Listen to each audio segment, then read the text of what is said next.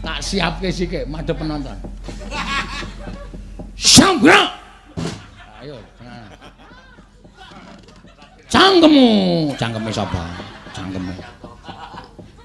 Lencang kanan gerak. Kanan dirurutke, urutke. Kanan terus kanan. Didesuk sing pinggir didesuk. Keslungep aku ya. Balik kanan gerak. Hah? Oh iya, balik. Tegap gerak. Nah, balik kanan gerak. Balik kanan goblok kabeh. Lha ngono kok SSN. Balik kanan ki piye? Aku bener kok. Oh, ora usah wangsulan to. Kunjara seumur hidup. Balik kanan, gerak. Ah, bagus. Berhitung mulai. 1 2 3 4 5 6 7 lengkap. Wes, kembali ke tempat masing-masing. Berhenti, gerak. Lho, ngapa to? Wis bali kok diberhentikan. Aku naru nganu Hartanto Garuka Sopring godane. Slendro ya. Senengane kok. Loh, kemana? Hah? Gebles pipit ya? Gebles pipit.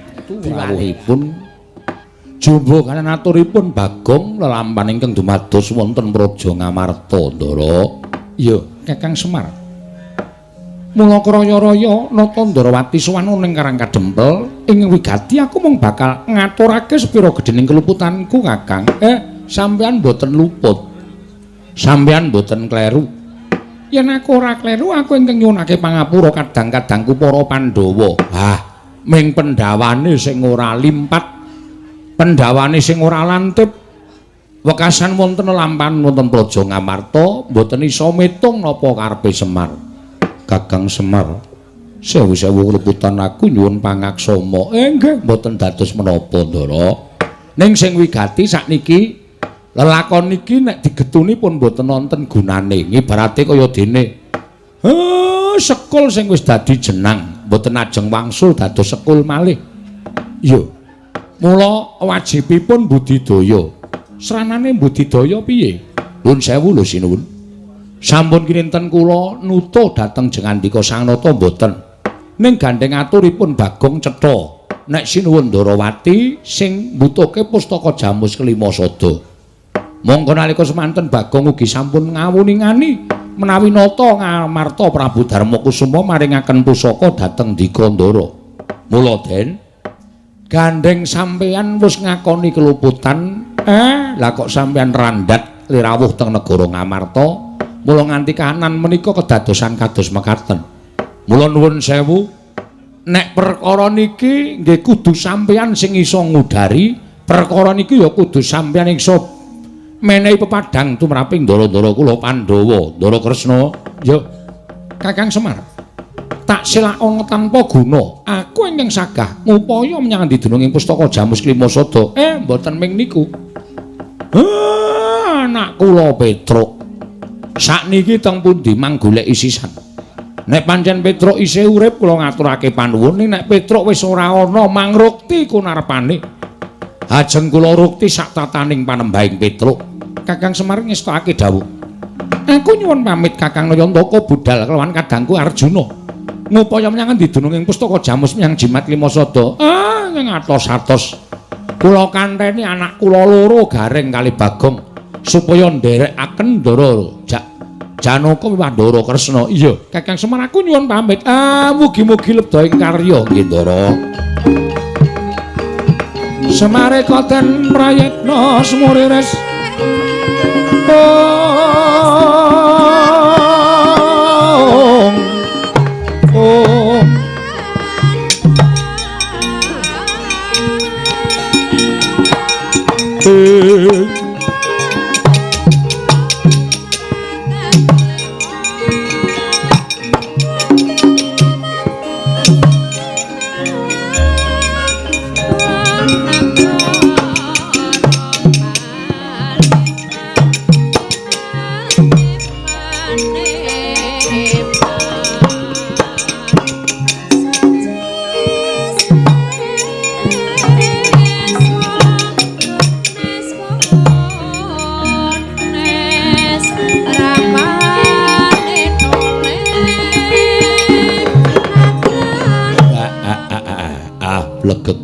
sak dulita mel.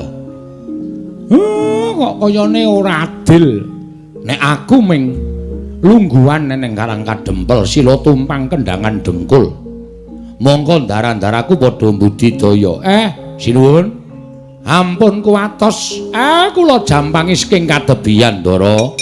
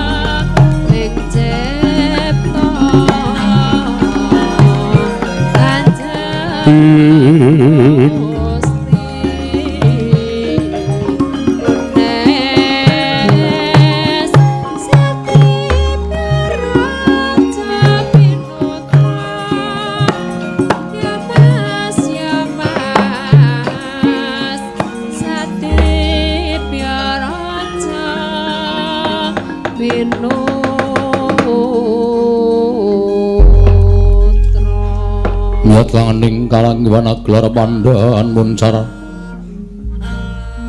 Tikinon lir kekonang surem sorotetan badang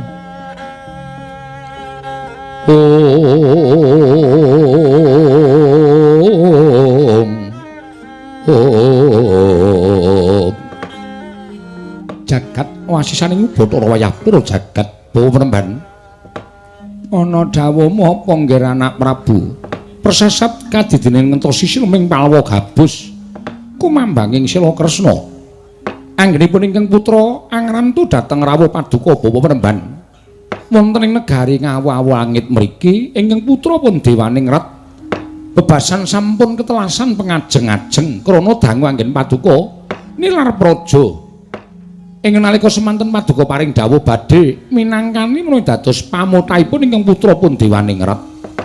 Anak Prabu, ancen bener apa kang dadi ngendikamu sumurupa ya nggir nggonipun bapa Begawan Dewa Kahana lunga saka negara ing awu-awu langit. Sayekti mung kepengin mituruti apa kang dadi panjalukmu marang pun bapa duk nalika semana. Nalika semana kowe kepengin dadi ratu ning negara Ngamarta.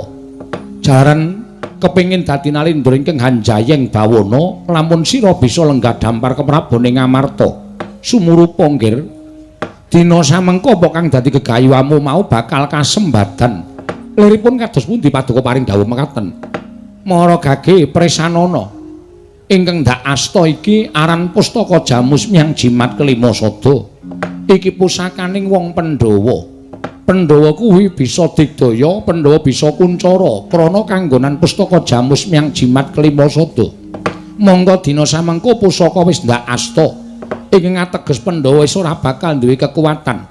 Nadyan nggonku mboyong pusaka kanthi sarana rada licik ya kuwi Membanata Ndarawati. Nanging keng wigati pusaka isa tak boyong. Iki kinarya senjata nggonmu bakal mbondo marang para Pandhawa. Yen Pandhawa isa mbok bondo, kowe lenggah dampar negara Ngamarta ora ana ingkang nyarusiku kulup Dewaning Rat. Bumi gonjang kanjeng langit kelap-lapaton. Lir kincanging risang mawe gandrung. Waduh penemban. Ngaturaken panuwun ingkang tanpa pepindhan. Ing mekaten kaselak nata ing raos ingkang tan bangkit pinambeng daya-daya. Kula kepengin sanget enggal prapteng wonten ing tapel wates negari Ngamarta. Menawi sampun dumugi wonten ing mriku tumuli kula badhe nantang dhateng para Pandhawa. Menawi Pandhawa saged kula pikut kasembadan penjangka kula lenggah dampar keprabaning Ngamarta. Besok kapan nggonmu bakal budal marang negara Ngamarta dinten menika ugi. Pate wonten dawuh. Ketapno para wadyabala segelar papan derek marang tindak ingsun. Bedah negara Ngamarta. Ih, ngestaken dawuh pangkatipun benjang menapa. Ora ketang sambung obor celok lintang mangkat to dina iki Pate. Lho niki ngestaken dawuh kepareng kula nyuwun pamit madhal pasilan sinuwun. Buta Pandha tata gati wis raya.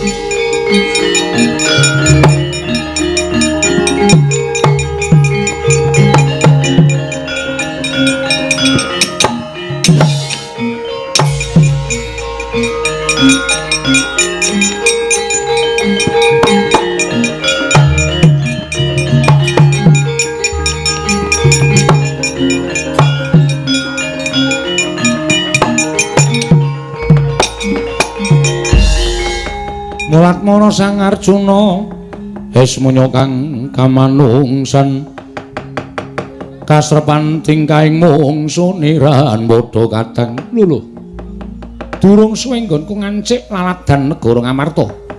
Lah kok dadi iki eneng satriya bagus tanpa cacat, baguse ora jamak.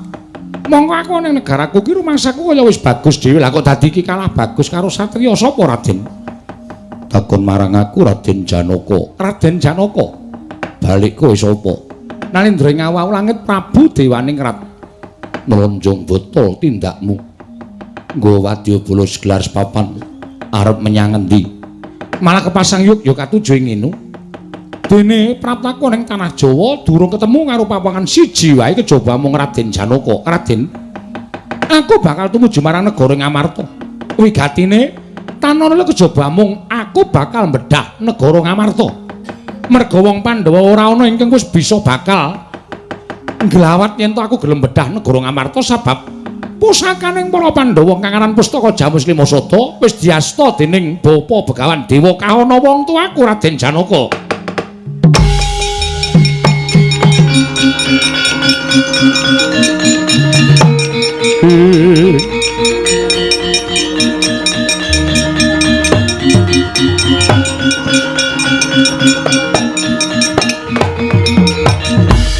Gunjang ganjing langit kelap-lapaton lir kincanging risang mawe gandrung Prabu Dewaning Rat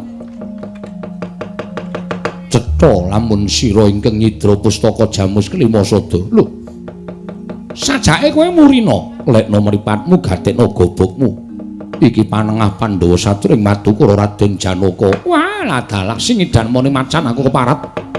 Ya to, yen to pancen kaya mengkono malah babar pisan. Embane aku negara wit sing gedhe ora tak jujuk deleke nanging tak pipri lipange. Kowe tak rangket mung kari dulurmu papat bakal dadi bandaning Prabu Dewaning Rat. Malah kepara kowe bali mingkari jeneng. Para dicoba Raden Janaka.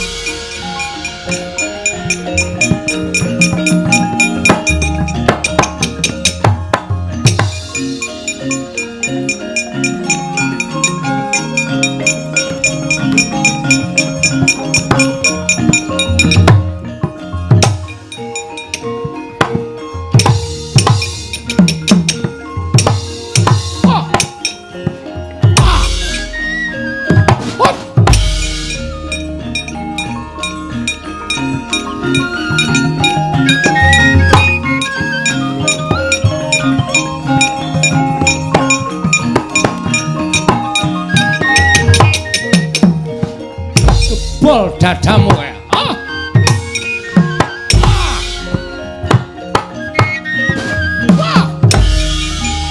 Ayo.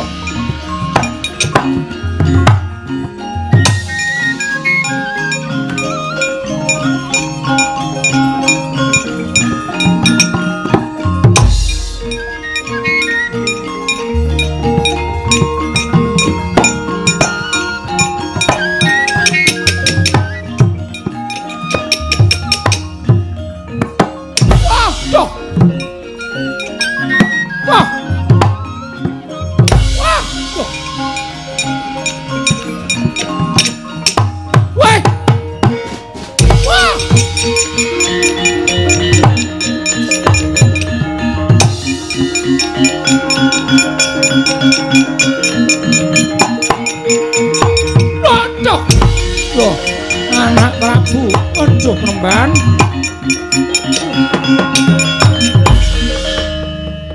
Katone sira anak Prabu Bandayuda.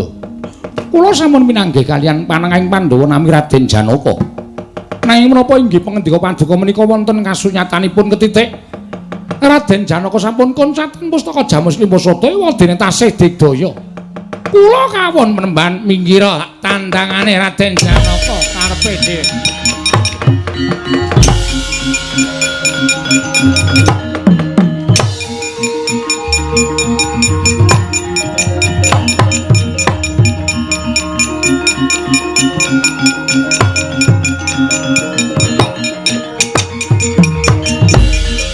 Raden Janaka pendhita tuwa sapa?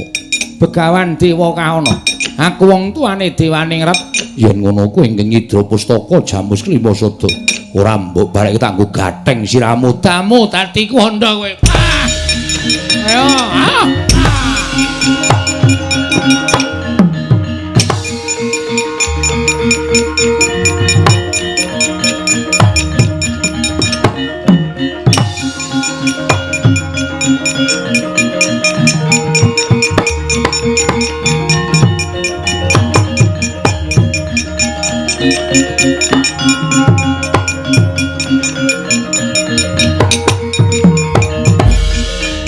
Arjuna nglungen paring adhawuh Kaka Prabu. Ya gene Yai. Kula sampun saged manggihaken pustaka Jamus Krimasada. Lho. Yen ngono Siadi wis entuk pusaka. Namung kemawon pusaka cinidra dening satunggiling pandhita. Saka kendi? Saking negari ngawu-awu langit. Naminipun Dewa Kahana. Kok ora mbok rebut? Kula sampun budidaya parandene kawon Kaka Prabu. Lho. Kowe kalah. Inggih kawon, ora pati ndugamana pendhitane kaya ngapa Janaka?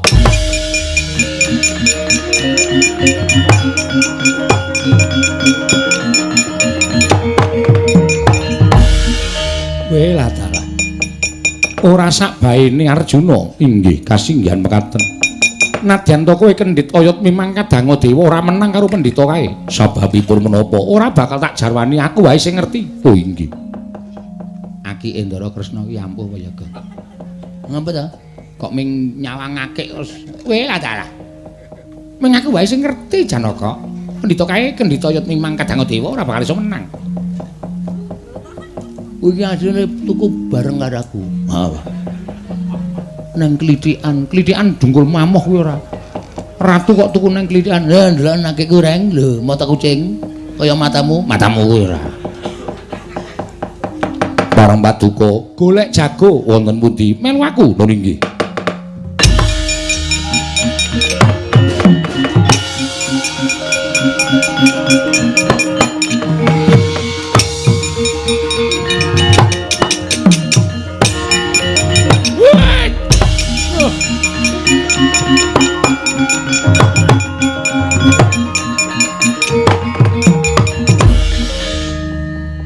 Kok gumono awakku ya.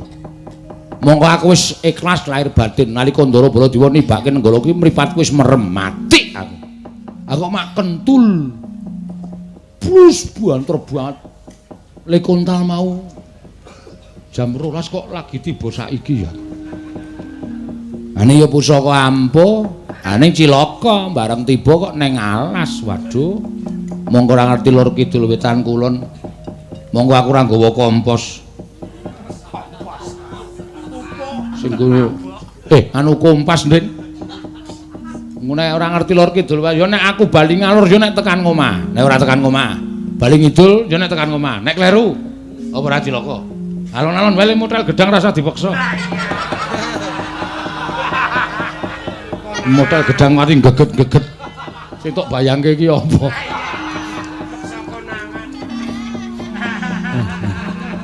Cilaka. Wah.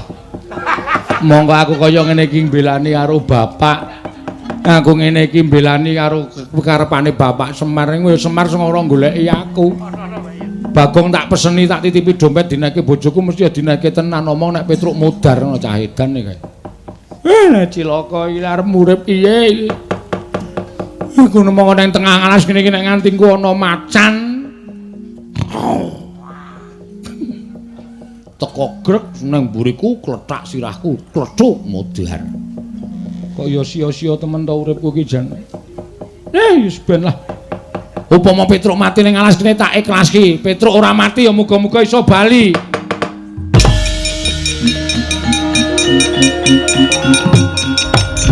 Oh.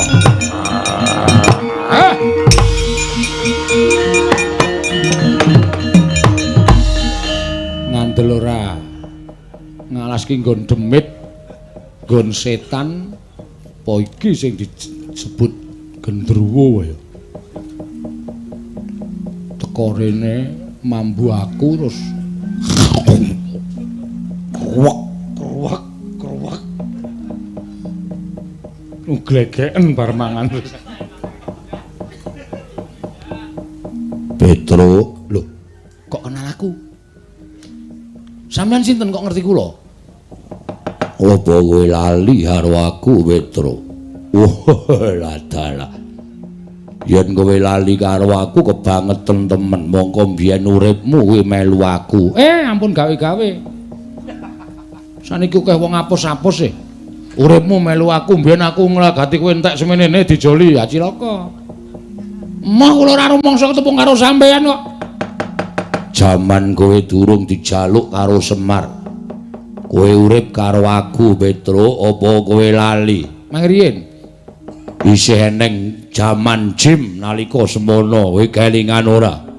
Jenengmu mbiyen dudu Petruk nanging Pecruk, Bambang Pecruk. Aku Gandarwa Maya bapakmu. Aduh, Rama.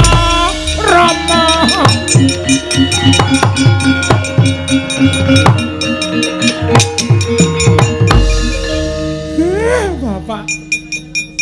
Mboten nginten bapak pisan jenengan Jim Solantara. Iya. Wah, kok isih seger. Aku saiki urip neng kayangan. Lha. Dadi apa? Dadi dewa. Lah kok mbok kula digawa, kula melu Semar mengkere terus. Pestine dhewe-dhewe Petruk. Nggih. Teng kayangan ngastana apa? Aku dadi tukang resik taman. Walah, ming Pak Bon iki kok gleleng. Ning dewa ya ming Pak Bon. Petruk, wonten dawuh, eneng apa? Jare dewa kok dadak takon. Dewa niku ngerti karo atine Petruk, ngerti karo atine titah. Kowe sedih mergo pisah karo wong tuamu, mergo mbelani bapakmu Semar. Pustaka Jamus Kliwasada ilang. Nggih. Petruk, aja kuwatir. Kowe tak gawe supaya iso gawe tentrem negara Ngamarta lan bisa ngleksanakake apa kang dadi gegayuhane bapakmu.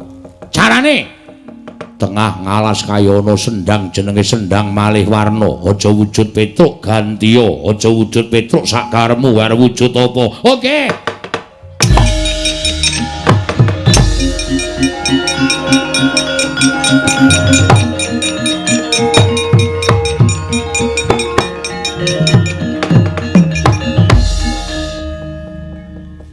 Kok malah elik. Wis janjine kaya ngene iki, janjine kaya ngene. Lho, malah bindeng barang. Enunge ora iso cilik. Iso mengret ming sedina. Ya, Petruk sakaremu nggih. Kowe nganggo jeneng sakarepmu aja nganti kowe lunga-lunga nang kene wae. Dilongkas ana ratu sing njaluk tulung karo kowe tulungono. Kowe tak naidaya kekuatanku kowe bisa digdaya Petruk wis aku tak bali ning kayangan. Mbuh pirang abad meneh ketemu karo aku Petruk.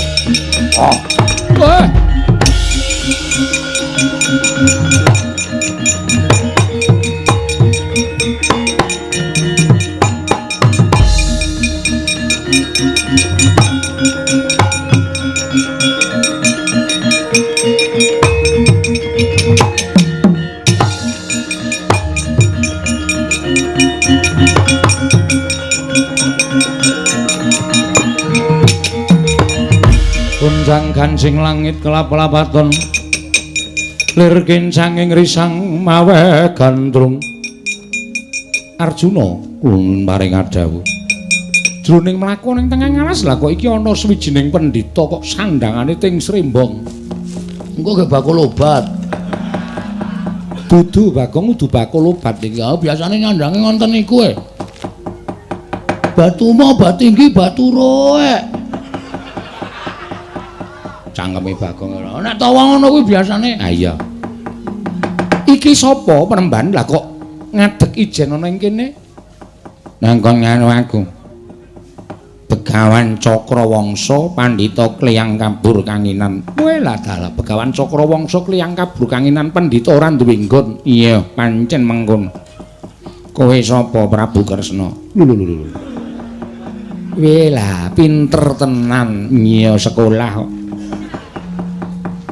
ngerti karo aku Ratu Ndarawati sing mburi iki sapa adimu lanang satriya ngendi Madukisma Madukara jenenge Raden Janaka abdiku sing cilik mripate ora kompak kuwi udus kowe nekke abdine mripate ora kompak abdimu jenenge Nala Gareng sing mburi dhewe sapa Bagong Wela Arjuna wonten dawuh iki sajake pendhita pinter tak jalukane tulung kula semanggahaken nanging menapa saged menang lan Begawan Dewa Kaana ya coba-coba Cakrawangsa wonten dawuh aku kuwi duwe kerepotan kersanipun aku njaluk tulung karo kowe aku duwe mungsuh jenenge Dewa Kaana ya pendhita kaya kowe ya tuwa kowe tak duro Dewa Kaana wani ora jalaranipun menapa Dewa Kaana nyolong pusakaku aran pustaka Jamus Lima Sada nek kowe iso ngrebut pusakaku kowe aja kuwatir mengko tak paringi bebungah kula menika nglampahi tapa ngrame mboten kepengin bebingah ning bakal tak paringi kula badhe dipun paringi menapa aku duwe randha ayu sinten sing lanang mati mbuh menyang endi saiki rung ditemokke bojone Petruk engko wong wadon rondo ayu mau peken anake openono omahe Petruk pekarangane peken kabeh asem ikhlas lahir batin ora ikhlas sebab apa tenan tak meneki kowe kula aturi lenggah kula ingkang badhe nglabrak Dewa Kaana sini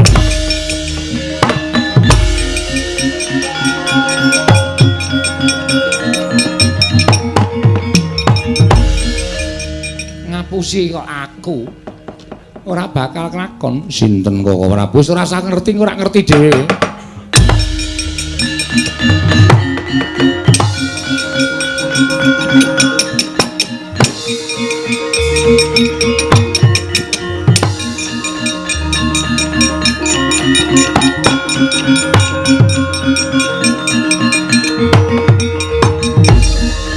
Dewa Kaana kowe ngrebut pusaka negara Ngamarta sarana licik arepa lembut ngungkuli banyu ora ngalahno lembut te Begawan Cakrawangsa legane ati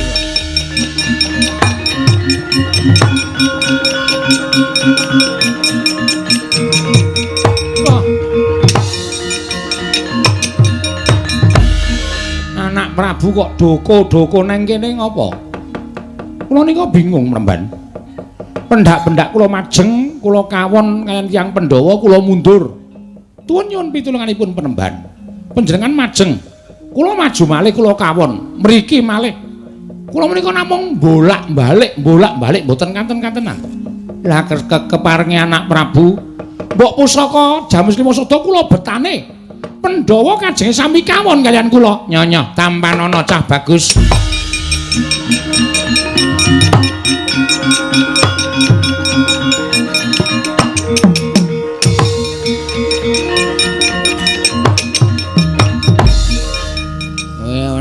Nek sik memba dewaning rat mau aku.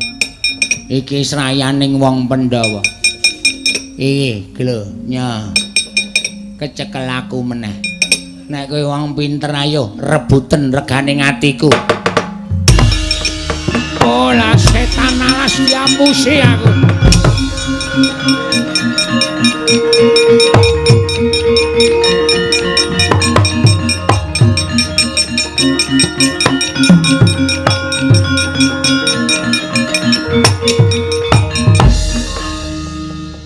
Kok le cepet men cah pinter kok.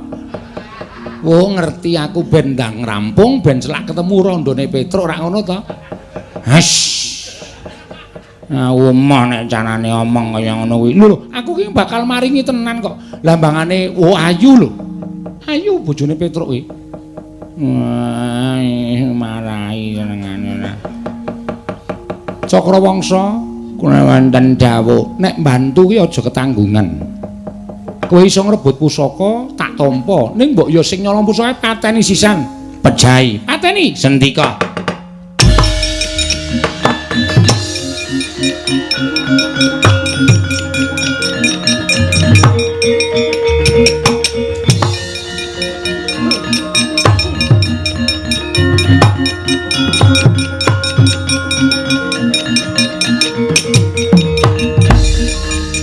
Pandhita ya raine abang iso iki.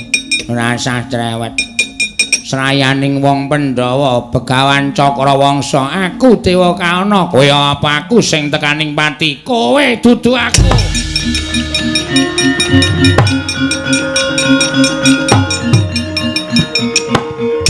Ayo. Kekuatanmu sepira mati aku.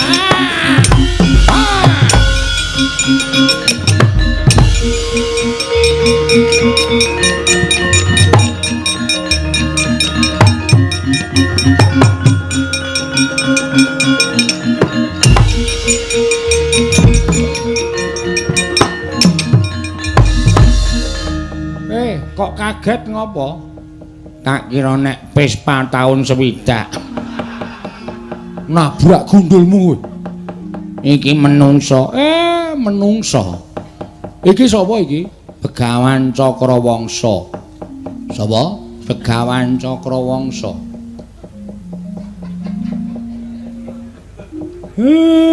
Syukur kowe ijik urip. Ngapa kak muni ijik urip? Kowe Petruk ta. Jarikmu mambu bensin.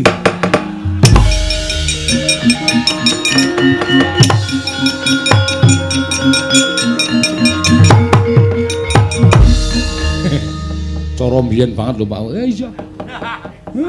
Isih tak openi aja kuat. Jarike mambu bensin. Pak. Kowe kok tiba ngapa? Gelut karo sing nyolong pusaka. Pusaka piye? Wis iso kundur ning negara Ngamarta diasta Sriwundarawati. Syukur. Sing nyolong pusaka sapa? Jenenge Dewa Kahana, Pak. Wah, ampuh. Kekuatane ngedapi-dapi. Minggir. Minggir.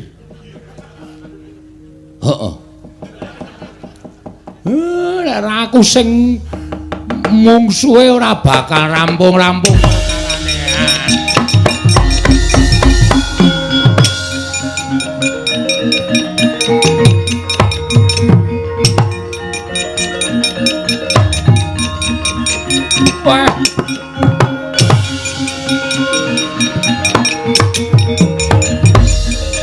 Iki sapa? Pangling kowe. Pangling kowe. Dumeh nganggo sandangan liya pangling kowe. Iya. Iki aku durung tepung. Karepmu ni durung tepung karepmu ning aku tepung karo kowe. Aku sapa? Kowe Dewa Kahana. Iya, aku pendhita ngawu-awu langit. Kowe iki dewaning panggoda pangrencana Durga kowe. Ayo.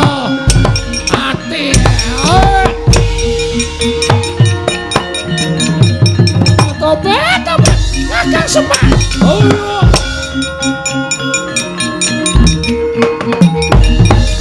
Apa ora kowe obat? Apa Kakang kapok? Mumpung adem. Lumayan. Tobat. Kados kene gigriseni ora apa, tobat. Ngekepok drijine uwik-uwik. Kowe ngopo kowe? Ya matusaken tedha baju barat pendak-pendak golek kipangan baju barat sing tok angah kok Pandhawa. Ayo bali.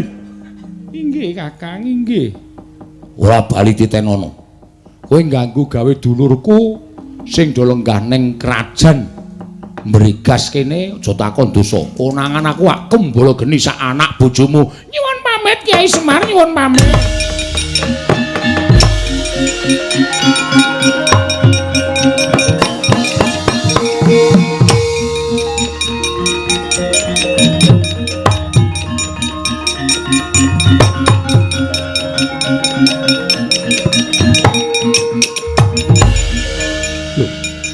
Menika Kanjeng Ibu kok sampun lukar busana. Tobat konangan dedengkote tanah Jawa. Kakang Semar Badranaya Dewasrani bali wae Dewasrani pangane kewirangan cah bagus.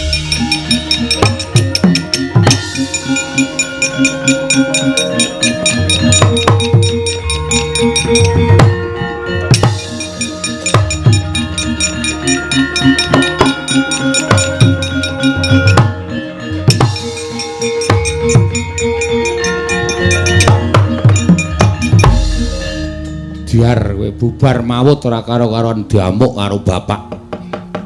Semari Anggris muni muring ya ngono kae. Kowe lah. Wadyabala kok akeh banget sajake Wadyabala Tunggul Malaya. Wah, iki nek ora matur karo ndara-ndara tuman matane.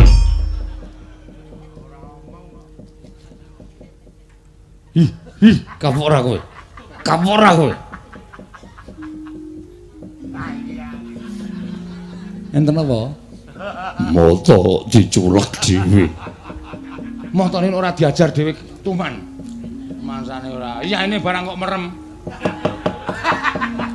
Omeng kurang tayungane kok dadak ditanjak-tanjakke. Wadyabala Tunggul Malaya. Ngunekke wong siji ning wong pirang-pirang sing kena. Nggih. Wah, isa-isane diresiki den Puntadewa kakangku tedhak ning Karang Kadempel. Syukur mugi-mugi kasempatan penjangane Bapak. Yo, Petruk.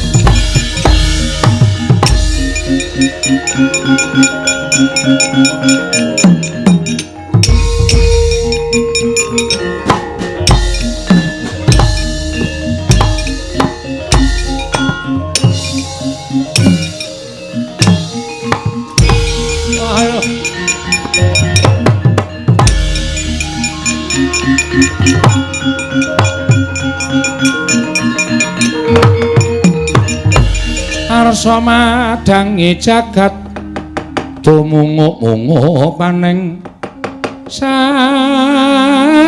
pucaking wukir marebak bangsu mirat keneng soroting surya mega lan gunung pun